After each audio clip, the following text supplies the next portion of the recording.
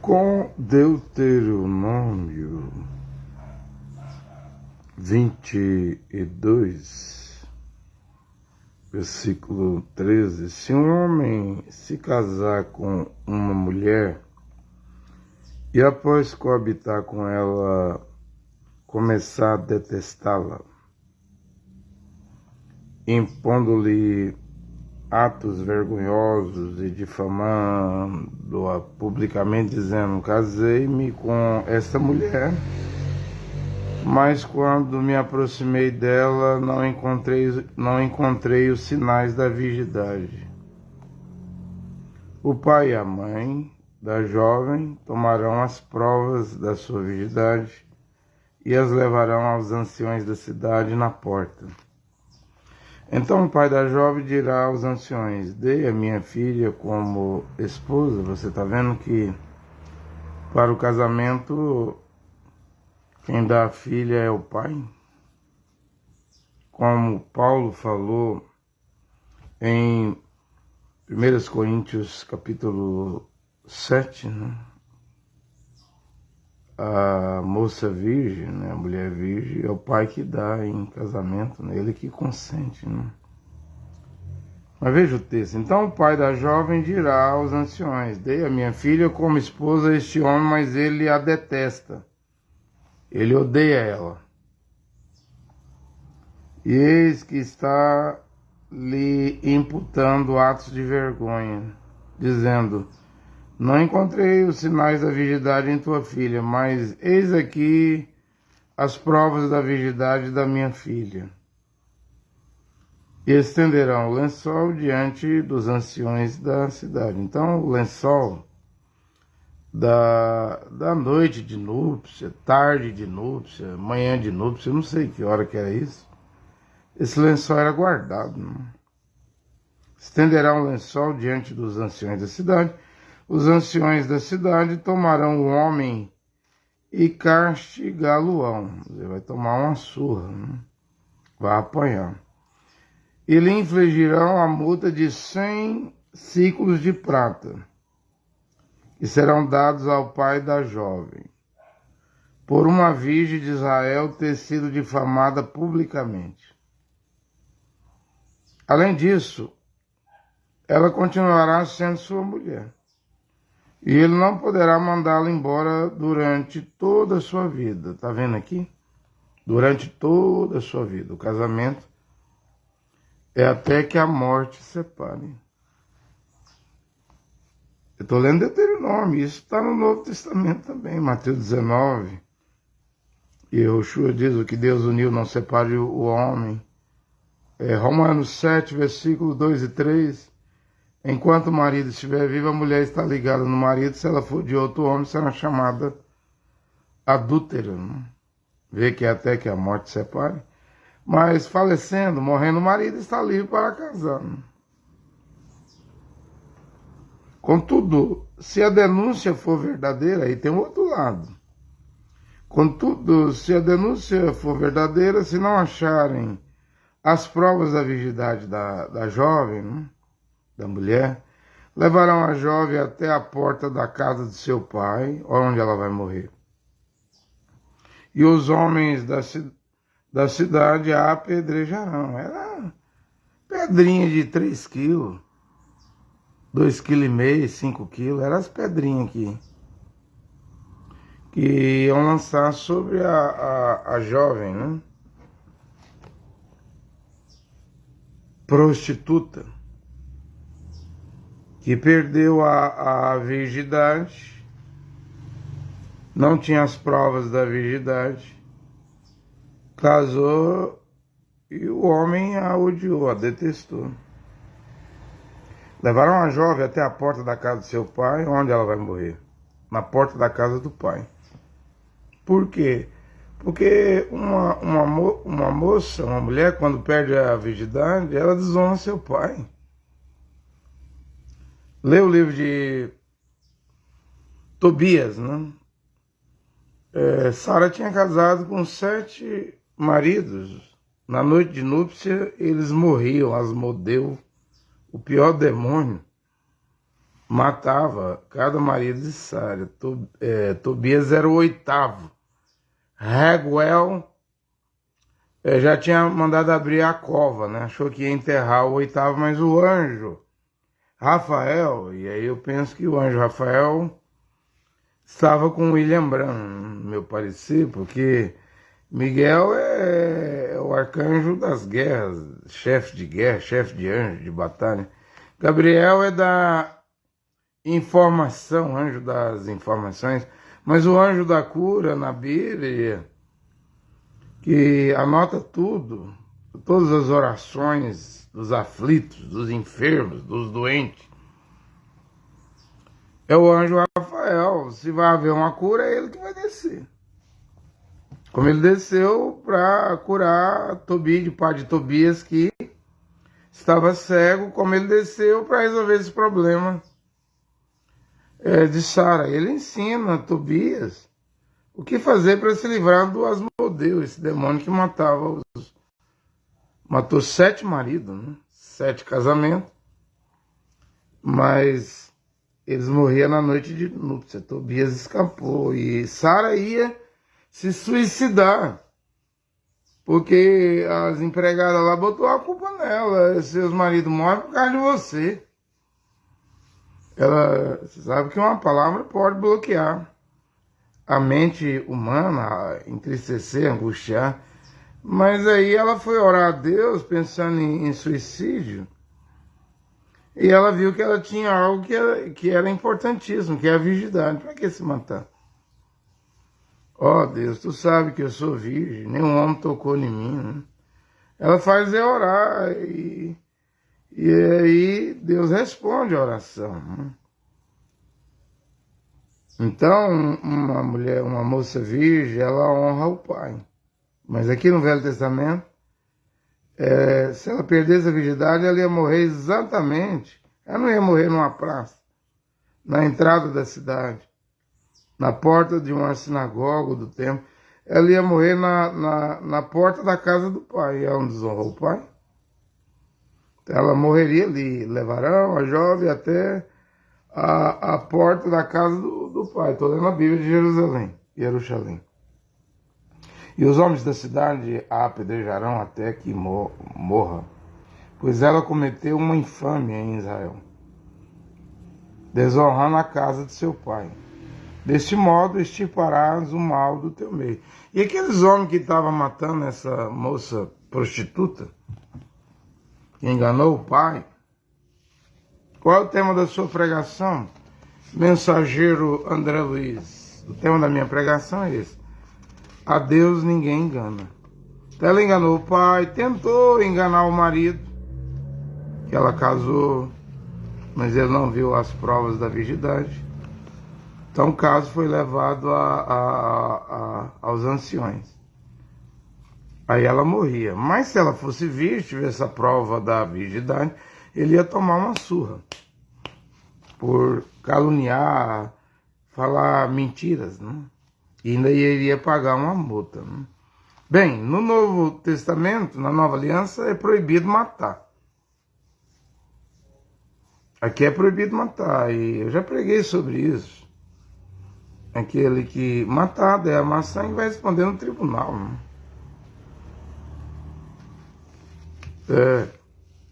Em chamar o seu irmão de cretino. Cretino quer dizer débil mental, imbecil, idiota, né? Vai responder no tribunal, no sinédrio, né? Quem chamar o seu irmão de louco vai responder na hiena de fogo. Então, não matarás. Um messiânico que segue o Mashiach, Yehoshua Mashiach, não pode virar um assassino, né?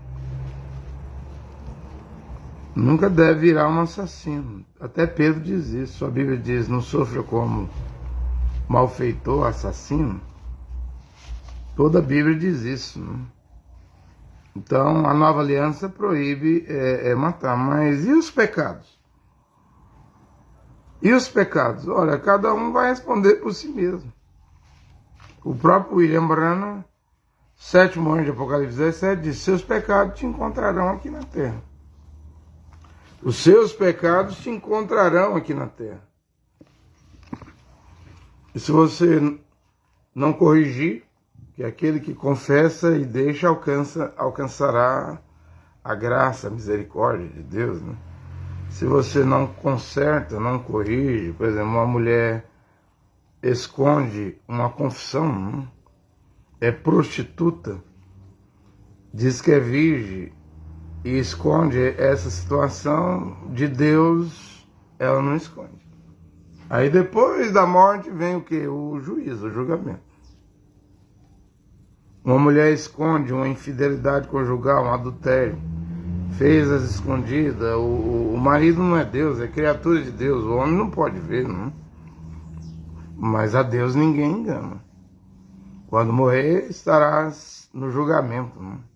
Com o eterno. E o julgamento de Deus é sem misericórdia para aqueles que recusaram a misericórdia, né? A misericórdia é em vida. A graça é em vida.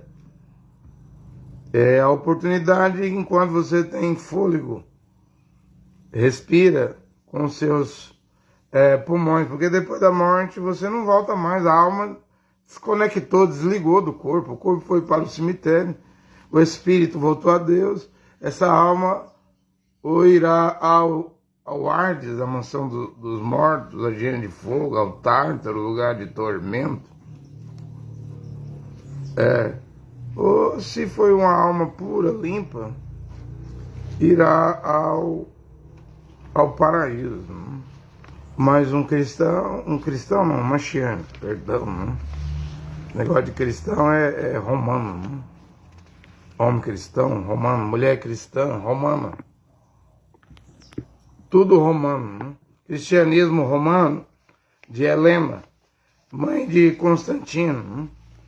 Devemos voltar ao Mashiach, ser machiânicos, não igreja, mas keynesiana, não latim, a língua morta da Igreja Católica, de onde provém o nome Jesus, né? Jean Georges Tricina, em 1524, alterou a fonética do I para o J, e você tem esse nome aí, latim, né? Mas devemos voltar ao hebraico, porque Yahushua Mashiach falava hebraico. Atos 26:14, Shaul disse, Paulo, ouviu uma voz que falava em língua hebraica. Shaul, Shaul, por que tu estás me perseguindo? Quem és tu, Senhor? Eu sou Yahushua, a quem tu persegue. Falando em língua hebraica, né? É para onde devemos voltar, né? Nesta hora. Porque debaixo do céu, Atos 4:12, não há outro nome pelo qual devamos ser salvos. É o nome de Yahushua Mashiach. Você quer ir com Jesus, o nome do Deus romano, o nome latim, o nome que vem através do embaixador do Vaticano, Jean Georges Tricina, gramático, que alterou a fonética do I para o J. É um problema seu, não é meu. Quem vai se perder é você, né? Mas a Deus ninguém engana. A salvação pertence ao Eterno, Jeová Deus, que salva através de seu Filho Yahushua Mashiach. Então eu acredito que os bons, os justos, os limpos, os puros, os sinceros, os honestos, os verdadeiros, estão nas mãos de Deus, né? Horrenda coisa é cair nas mãos do Deus vivo, ele é um fogo consumidor. Mas se a pessoa for justa, limpa, pura, sincera, honesta, verdadeira, aí não há nenhum problema em cair nas mãos do Deus vivo, porque ele não vai destruir o justo e o ímpio junto, esmagar. Não, Deus separa as coisas, podemos confiar no Eterno, né, em Jeová.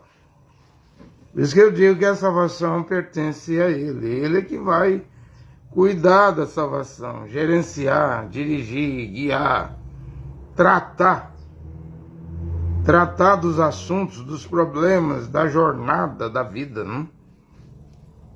Então, é isso. Agora, uma mulher prostituta pode ser salva? Eu já preguei que pode. Perdeu a virgindade, vira mulher prostituta, né? Muda de status, de virgem para prostituta, né? Agora, uma mulher virgem, se ela mantém a virgindade e se casa, ela também muda de status. De mulher virgem para mulher casada, né? Aí ela pode ser uma coroa sobre a cabeça do seu marido, né? Salomão fala aqui em Provérbio, anotei esse texto nessa escritura. Estou procurando ela aqui, mas a mulher exemplar, ela é uma coroa. Provérbio 12, versículo 4. A mulher exemplar é a coroa do seu marido. Não para mandar no marido, porque uma coroa na cabeça de um rei apenas enfeita, né? De um príncipe, né? A mulher deve ser submissa, obediente, respeitar o seu marido, né? É isso que as escrituras dizem. Mesmo o marido incrédulo, 1 Pedro 3,1, ela ganha sem pregação, sem palavra.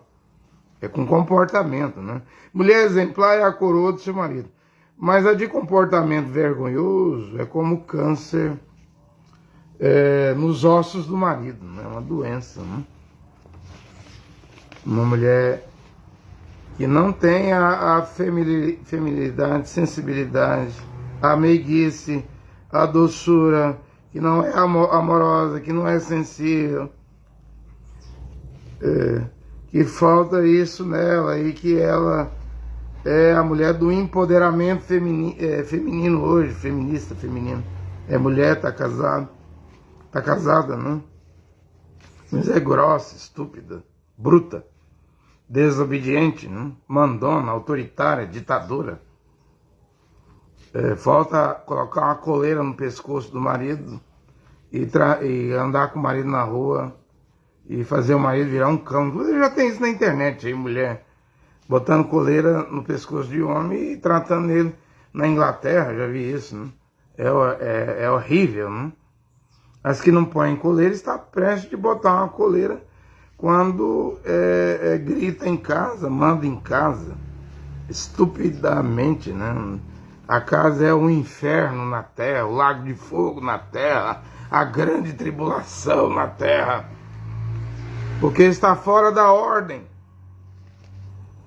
A mulher está fora da ordem, às vezes o marido está fora da ordem, os filhos estão fora da ordem, está tudo fora da ordem, virado de ponta cabeça, né?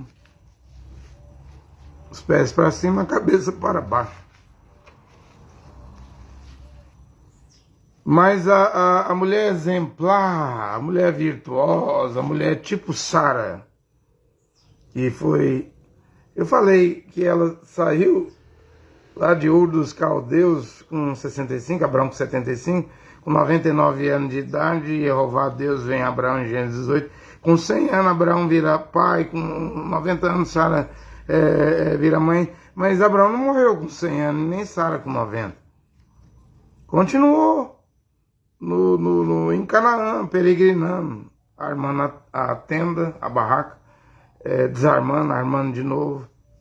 Não tinha cidade permanente. Abraão estava buscando a cidade cujo construtor, o arquiteto Jeová.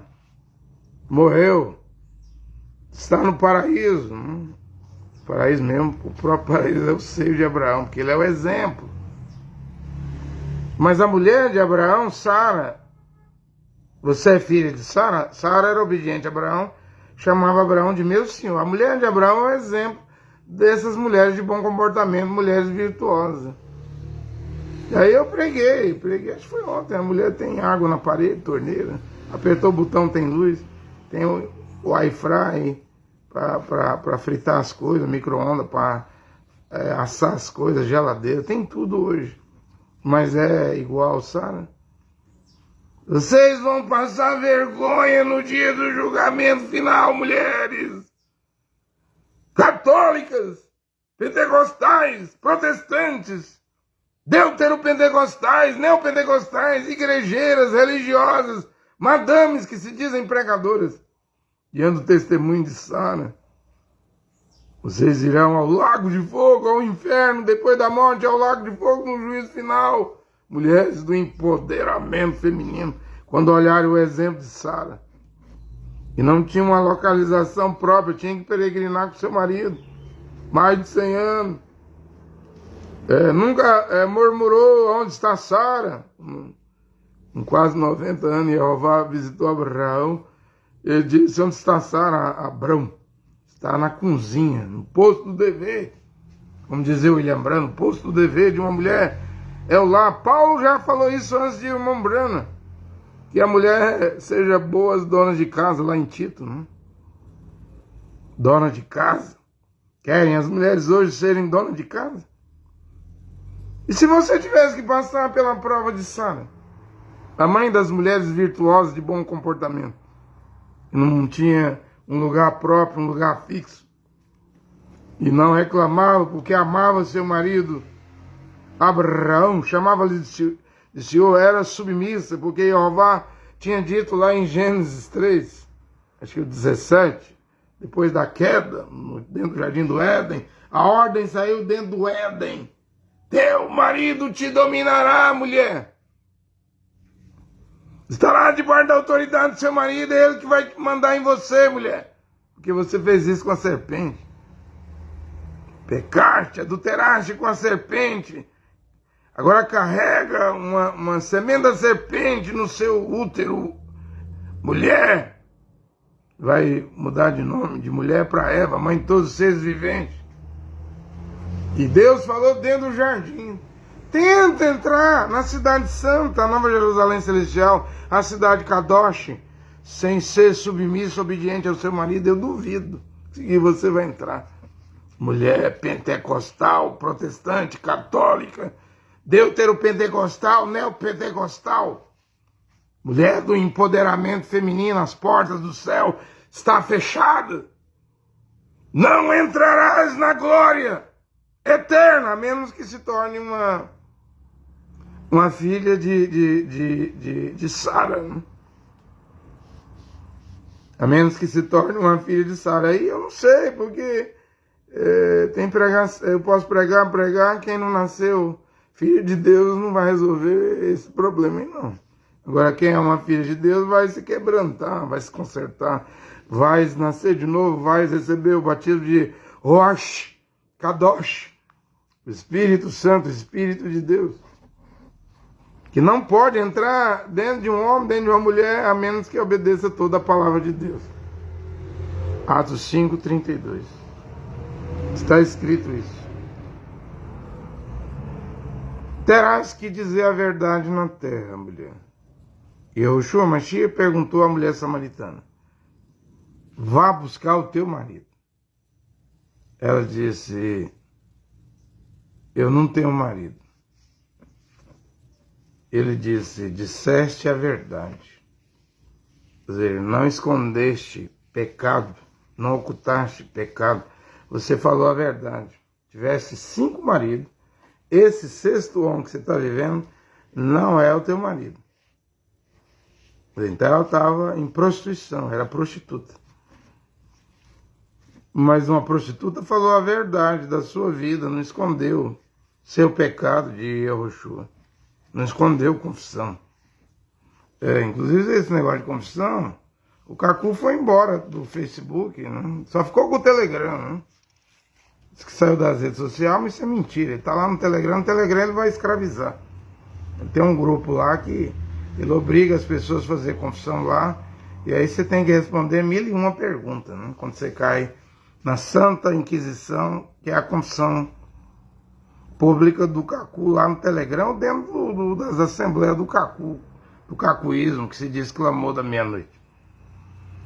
Ele foi embora, mas para mim, a pior doutrina do Cacu é essa doutrina aí, né, de confissão pública. Isso aí estava na era de Esmirna, Mombrano diz isso, na era de Esmirna, que os bispos, os padres católicos, exerciam a confissão pública e controlavam, dominavam as pessoas. A confissão, ela deve ser de coração, espontâneo, pode nem ser forçada, igual a samaritana aqui. Ela podia mentir, esconder, mas ela falou a verdade. Diante de Deus e Yehoshua, né, o filho de Jeová. Então eu acredito nisso, que a confissão, ela é espontânea. É um crime, o que o Cacu Felipe trouxe, é o crime do cristianismo, dos cristãos, das cristãs, de Roma, do Vaticano. Foi a Igreja Romana que instituiu a confissão pública e mudou para de orelha auricular hoje. Mas ela exerceu isso por muito tempo, né? Hans Krems, o inquisidor da Alemanha, criou o livro Martelo de Bruxa, matou milhares, milhões de mulheres. A Igreja Romana sempre criou essas coisas aí, e Yehoshua não criou confissão pública de pecado, até porque na doutrina do Cacu, o dirigente da confissão pública, se ele for confessar, ele não pode dirigir a confissão pública. Eu já disse numa pregação que o único que poderia dirigir confissão pública não criou confissão pública, que era Yehoshua. Ele não tinha pecado. Todo dirigente de confissão pública do Cacu tem pecado, porque o ser humano peca 1000 vezes por dia ou mais, em pensamentos, palavras, ações, atos. Como que você vai dirigir confissão pública? E quando Yehoshua diz lá em João 20, a quem vos perdoardes os pecados estão perdoados, a quem reterdes não perdoardes os pecados então não estão perdoados. Ali ele não está instituindo confissão pública, não. Porque Lucas 27 diz, em seu nome fosse pregado o perdão dos pecados, a remissão dos pecados. A remissão dos pecados é no nome de Yehoshua, por isso que devemos ir para as águas, né? Ser batizado em nome de Yehoshua Mashiach. Porque o ladrão que vai para o paraíso lá na cruz, naquelas últimas 3 horas, ele nem fez o que João Batista, os discípulos de João Batista estavam fazendo, que antes de João Batista batizar para o arrependimento, todo mundo confessava os pecados da vida pregressa, da vida passada. E como que aquele ladrão entra no paraíso e não confessa assassinato, roubo, não confessa nada. Ele só diz ali, lembra-te de mim quando entrares no teu reino. Senhor Yehoshua, foi o suficiente. Ele não precisou fazer o que estava fazendo no Jordão. É por isso que, se eu for batizar alguém, eu não vou colocar a confissão de pecados do passado. E nem do presente, e nem do futuro. A confissão é a própria pessoa, livremente, espontaneamente, que vai decidir se vai ocultar pecado ou se vai confessar. E você confessa a quem você deve. Deves confessar a quem você deve. Agora é claro que numa kenesia em casa, se a congregação souber que um irmão ou uma irmã é adúltera, beberrão, pratica ato sodomita, é ladrão, deve expulsar. E nem chamar mais de irmão ou irmã. Não é de dentro, não é kadosh, não é santo ou santa. É quem diz que vem para o evangelho e continua na vida de pecado, é incrédulo, é de fora. E Yehoshua deu a ordem, vai, não peques mais. Por isso que eu estou dizendo que uma prostituta, mulher, que perdeu a virgindade pode ser salva, pode ser batizada. Mas o batismo não vai fazer ela virar uma virgem. Mas ela pode ser salva, desde que ela vá e não peques mais. Vai e não peques mais. Mas é a pior doutrina do Cacu. O Cacu tem uma doutrina lá que se você batizar hoje, durante 7 meses após o seu batismo, você fumar, adulterar, prostituir, usar droga, a congregação é obrigada a perdoar seus pecados, até 7 meses. Isso é um absurdo. É uma doutrina satânica. É uma doutrina do diabo. A doutrina do Cacu Felipe favorece a pecar. Não tem nada de continuação da mensagem de William Branham. Eu, William Branham, nunca aprovaria isso aí. Você batizar, 7 meses você pode pintar e bordar que a congregação é obrigada a te perdoar adultério, prostituição, droga, cigarro, todo tipo de pecado. Isso é um absurdo, gente. Você tem que ter uma lavagem cerebral para continuar no cacuísmo. Você tem que estar sob o efeito da bruxaria de Cartagi, da Costa do Marfim, a feitiçaria, a bruxaria africana, né? Você tem que estar sob o efeito do voodoo do Cacu Filipe, pra você permanecer aí, que é totalmente contra as escrituras. Eu não posso salvar ninguém, nem a mim mesmo, mas devo pregar. E as pessoas decidem. O homem que eu vivo não é meu marido, Senhor. Disseste a verdade, vai ser salva. Eu já dei aqui minha opinião. Para mim, a samaritana colocou a vida em ordem, né? Porque casamento é mulher virgem com homem virgem. Se não preenche esse requisito, então não é santo matrimônio, é união ilegítima. Mas é a pessoa que vai decidir colocar a vida em ordem. Claro que lá no livro de Esdras, Esdras viu cada caso lá de judeu que tinha casado com mulher gentílica das nações, aí Esdras separou. Porque viu que não preenchia os requisitos da lei de Moisés, era contra a lei de Moisés. E é contra a lei de Deus. Um homem se unir a uma prostituta. Outra coisa, um homem deve ser igual José se quiser ter santo matrimônio. Não praticar sexo com nenhuma mulher. Guardar-se puro. Para casar com a virgindade, senão você também não vai ter santo matrimônio. Honrado, respeitoso entre todos, seja o santo matrimônio, Hebreus 13:4. A terra está contaminada, poluída. Por isso que Yoshua disse, em Lucas 18:8, quando o Filho do Homem voltar à terra, achará fé na terra? Achará alguém puro?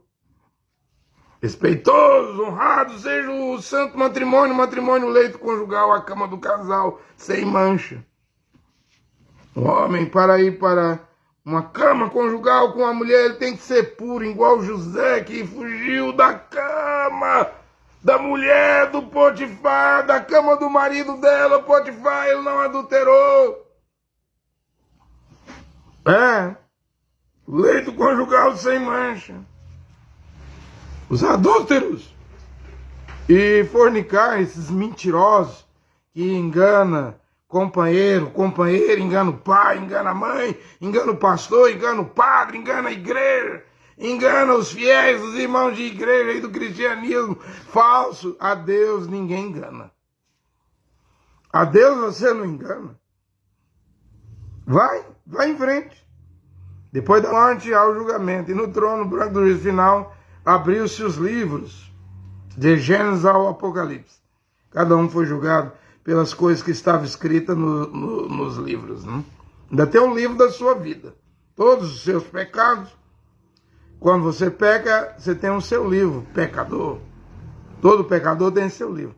Porém, se você vier à palavra de Deus, arrependido, e se converter, e se batizar em nome de Yoshua Mashiach, e vai não peques mais, e sair e abandonar a vida de pecado, esse livro, com seu nome, meu nome, nosso nome, é jogado no mar do esquecimento. Mas vai depender da sua atitude. Se for justo, limpo, puro, sincero, honesto, verdadeiro com Jeová o Eterno. Deus não tem um detector de mentira igual o FBI. Deus é onisciente, conhece o fim antes do início. Conhece todas as coisas, a ele ninguém engana. Outra coisa, nós estamos lutando, caminhando para entrar na cidade do Eterno, na cidade de Deus. O Deus Kadosh, Kadosh, Kadosh, santo, santo, santo. Não brinca com Deus. Você brinca com religião, brinca de padre, brinca de pastor, brinca de papa. Olha o papa brincando, mandando abençoar casais gays do mesmo sexo. Isso é brincadeira, gente. Você brinca com a Bíblia, cuidado. O fim está próximo. Hein? O fim está próximo. Tome cuidado, porque a Deus ninguém engana. Então a mulher virgem, guarda a virgindade, quando ela casa, ela vai virar uma mulher casada. Aí seja submissa, deixe seu marido te dominar. E se o marido morrer, ela casou virgem, ela vai ser uma verdadeira viúva. Né? Isso é os status, de virgem a casada, de casada a viúva, se o marido morrer primeiro. Já a mulher perdida, impura, perdeu a virgindade, mulher prostituta. Né? A mulher prostituta tem como virar uma mulher adúltera? Não. Porque uma mulher adúltera, isso é meu parecer, como pregador das escrituras. A mulher adúltera, primeiramente, ela foi uma mulher virgem que teve santo matrimônio e ela traiu o marido. Foi para a cama com outro homem que não era o marido, ou trouxe outro homem para a cama do marido. Aí ela vira adúltera. Mas uma mulher, para virar adúltera, ela tem que casar virgem. E o adultério, se um homem casou puro, uma mulher casou virgem, o santo matrimônio, o adultério não, mesmo com o pecado do adultério, não se dá carta de divórcio. Embora o casamento foi destruído, ele, a parte inocente, não é obrigada a viver com a mulher. E se o marido adulterou, a parte inocente, a mulher, não é obrigada a viver com o marido. Isso não é mais casamento, santo matrimônio. O adultério destruiu. Acabou. Destruiu para sempre, né? E quando você, homem, é puro, não faz sexo com nenhuma mulher quando é jovem. Quando você, mulher, é virgem, não faz sexo com nenhum homem, e aí você une num santo matrimônio, Deus aceita isso como uma aliança. Uma aliança. Né? Que pode ser quebrada com um adultério. Mas mesmo assim a mulher está ligada ao marido enquanto ele viver. Mesmo não vivendo junto, porque o adultério destruiu o casamento, isso aí vai até a morte separe. Mas o casamento já não existe. Não existe casamento para mulher casada que traiu o marido. Não existe casamento, matrimônio para homem casado que traiu a mulher. Isso é hipocrisia, gente. Isso aí foi destruído. Não? Mas está ligado. Não tem como desligar. Não tem como desligar. Romanos 7, versículo 2 e 3. Está ligado enquanto o homem viver. Mesmo que não viva junto. Não? Aí há essa alternativa que Paulo diz. Que a mulher pode se separar do marido. Mas não pode casar de novo. Por exemplo, o adultério é uma porta para a mulher se separar do marido. Ou o marido se separar da mulher, ir embora. Né? O homem não é obrigado a viver com a mulher adulta. Nem Deus. Eu leio Jeremias, né? Acho que é 3:1. Nem Deus aceita a terra. A terra é como uma mulher que profanou seu corpo. Né? Foi se deitar, adulterar. Né? Por isso que Deus vai purificar, queimar a terra. Né? O caso é sério. Vocês estão ouvindo doutrina. Doutrina, sã doutrina. Eu vou colocando folha para cá. Né? Vocês estão ouvindo sã doutrina. Né? A Deus ninguém engana. Já na núpcia, noite de núpcia, tarde de núpcia, manhã de núpcia, a primeira vez que um homem vai com uma mulher, já no primeiro ato sexual, já se descobre se ela é virgem ou não. Deve haver a marca no lençol. Isso é Deuteronômio 22:16. Né? Mas está no Novo Testamento também. Paulo fala em 1 Coríntios 6, membro do Mashiach, do corpo do Mashiach, não pode se unir com uma prostituta. Né? Um homem puro casa com uma mulher virgem. Né?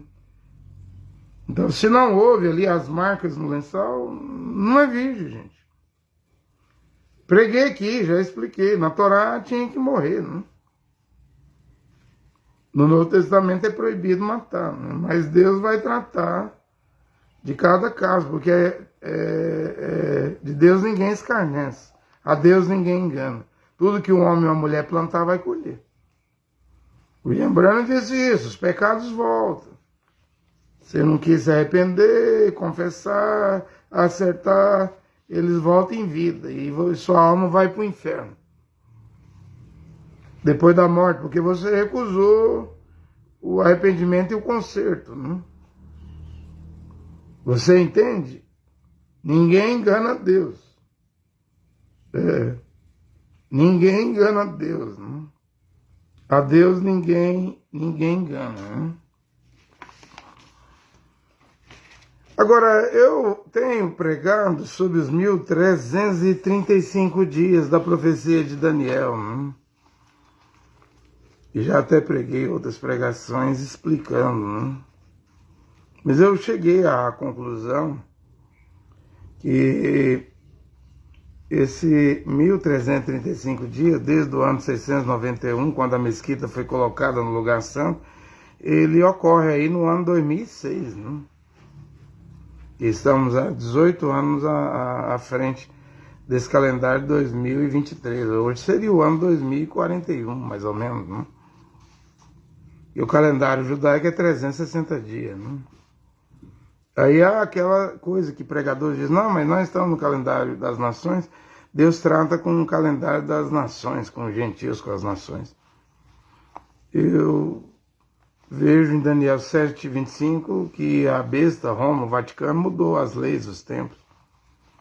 E Deus não muda nada. Deus é o absoluto, né? A palavra de Deus é absoluto. Seus mandamentos são absolutos, né?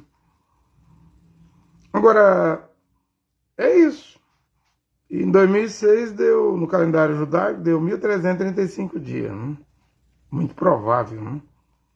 Já expliquei que é difícil dar com exatidão cálculos.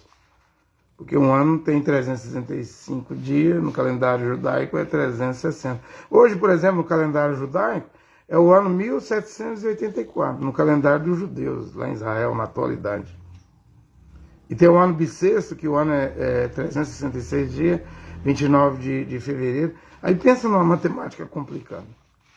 E ainda a história, os historiadores provam que quando Yehoshua foi batizado com 30 anos no Rio Jordão, ali era o ano 27, né? Não era o ano 30 depois do Mashiach, né?